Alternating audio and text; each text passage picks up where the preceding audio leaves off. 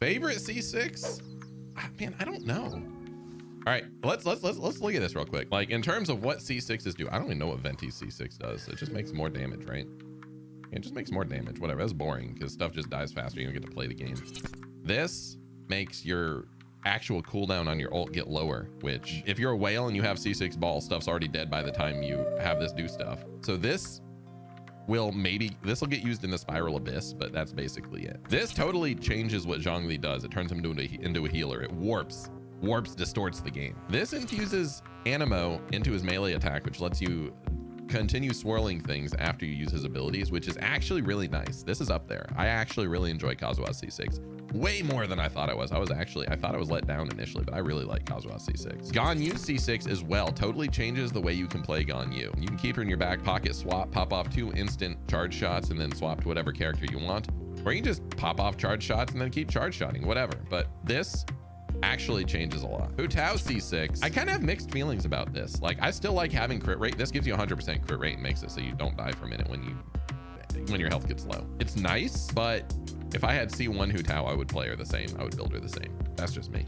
Alfredo, you get a damage circle. You get a damage buff when you have a shield that was created from his thing. That's very vanilla. It's not bad. It's just very vanilla. Xiao says when you hit 2 enemies at the same time, you can spam his E for free. I mean, it's nice. I think it makes it more engaging. I don't think it's particularly fun because, again, unless you're in the Spiral Abyss, you're not hitting that hard. And here's the thing, right? If you have non-whale artifacts and builds on Xiao and you have a C6, you'll be able to use this a lot.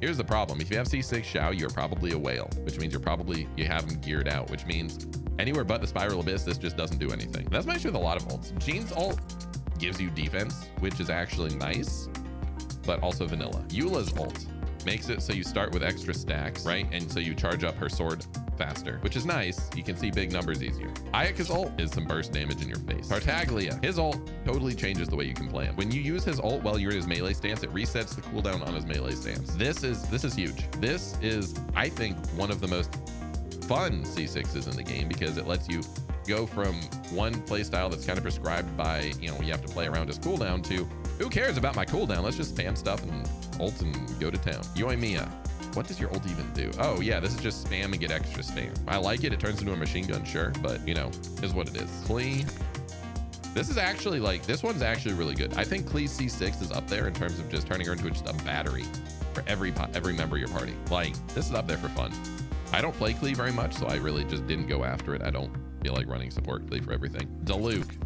What? I don't even know what this does. We've got C6 Diluc. I don't even know what it does. Searing Onslaught will not interrupt the normal attack combo. So whack once, use the bird, whack the second time, and so on. All right, so I'm assuming that the second and third hit in his combo do more damage than the first. 160, 166, 219. So use the first one, then you use his ult, and then you use the second two, and those are the ones that get a bigger multiplier. Chi-Chi's C6 is actually very good, despite the fact that Chi-Chi's in the dungeon. Chi-Chi's C6 basically says when you use her ult, revive all your party members. It's like Barbara's C6, but beefier. Pretty solid for co-op. Keqing's C6 we don't have yet.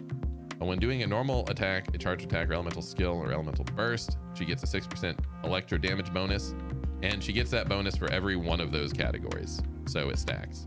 So basically, it's a big damage bonus for Keqing. Nice. Vanilla, but nice. Mona. Upon entering Illusory Torrent, Mona gains a 60% increase to the damage for next charged attack per second. If you want to be DPS Mona, here you go. And so I think I just went through all the 5 stars. I mean, I guess I didn't really look at Traveler, but everyone's got Traveler. So if I had to talk about what I consider to be the most fun C6s, I don't know if Zhongli's is fun more than it is game warping. It just lets you not have to use a healer, which I guess could be some people's idea of fun. But really, if you have a super beefy shield Zhongli, you might not need a healer anyway. I think Ganyu, Tartaglia, Kazuha are going to be my top 3 ults. Klee's going to get an honorable mention there in terms of just straight fun. I think Tartaglia, Ganyu, Kazuha, Klee would probably be the order I put them in terms of which 5-star C6 is the most fun. That's my assessment based off of these thinking, looking strictly at which 5-star C6 is the most fun based on that question.